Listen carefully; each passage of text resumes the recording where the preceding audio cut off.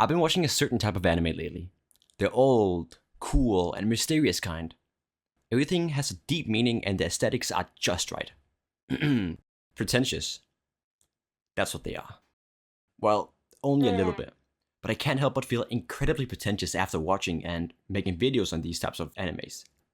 It's kind of like, yeah, I watch these unknown and totally cool and mysterious animes. I guess someone like you wouldn't understand. Well, enough of that. Today I want to talk about an anime that both confused the hell out of me, left me with more and more questions after each episode I watched, but that I overall really enjoyed. Haibane Renmei is how I pronounce it, I think. Or in English, Charcoal Feather Federation.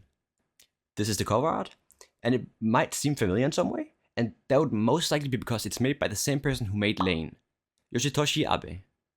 And this is definitely evident by the style, the vibe, and the general themes that both Haibane Renmei and Lane share.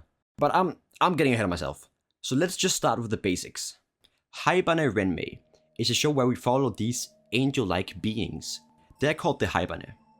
The Haibane are basically just like humans except the wings and the halo of course, but they're also seen as something more prominent than just normal humans. You know, everyone treats them really well, and there's even a federation whose main goal is to help the Haibane very slightly and guide them towards their intended path. More on this later though. All Haibane live either at the abandoned factory or at Oldhome, but the abandoned factory is lame as hell, as we'll just be focusing on Oldhome and the Haibane that live there. Both the abandoned factory and Oldhome are considered Haibane nest, and the reason that they're called nest is because Haibane actually get, birthed from cocoons, and these cocoons only appear in Oldhome or the abandoned factory. When Haibane get birthed, they don't come out as babies, but as kids or teenagers. From birth, they know how to speak and have basic motor functions, but they do not have any memories of who they were before, as they said in the anime. The only memory they have is of a dream they had whilst in the cocoon. The dreams differ from Haibane to Haibane, and the contents of the dream will decide on the Haibane's new name. Speaking of which, the names of our two main characters are Reki and Raka. The series starts with this girl, Reki, walking around and checking rooms before finding a cocoon in an abandoned room. Some time goes by, and the cocoon is ready to hatch. And out of the cocoon comes a girl whose dream involved endlessly falling.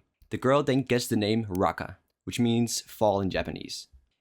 And Reki got her name because in her dream she was walking down a pebble-laden path. So she got the name Reki, which means pebble. Anyways, we then learn about this new world that we're in alongside Raka. We stand alongside Raka as she gets her halo and wings, we learn about the other Habanes, the duties of the Habanes, and of course about the unconquerable wall that blocks the city, and specifically the Habane off from the rest of the world. Duh. The wall is a little strange though. Specifically about how when the Haibane touch the wall they get incredibly sick, the Federation people got the wall, people and us having unironically zero clue about what is past the wall, and maybe also the ghosts that sometimes appear inside the wall that the Haibane can hear and can get drawn to. Nah, I'm sure it's nothing. But something I still cannot completely wrap my head around is something the people, and Haibane, call the Day of Flight. But to be fair, we don't know much about it. But what we do know is that it's a day all Haibane strive to achieve. It comes to them when they're ready and when they have achieved harmony and made peace with themselves.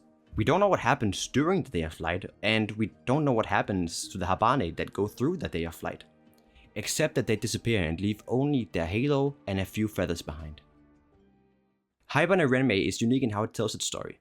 It tells us just barely enough information to not get lost, but still leaves us with many and important questions. Many questions. Just what are the Haibane? What's outside the walls?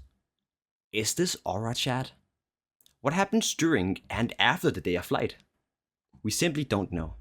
I can only understate how much the series wants the viewers to draw connections themselves. The answer to practically all of the if, why, and how questions are expected to be self-provided. I personally prefer this type of approach in media, but I can absolutely see how some might not.